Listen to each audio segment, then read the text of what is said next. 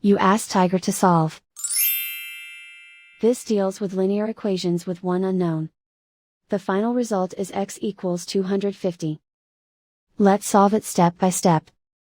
Division by 1. A variable's value does not change when it is divided by 1, so we can eliminate it. Swap sides.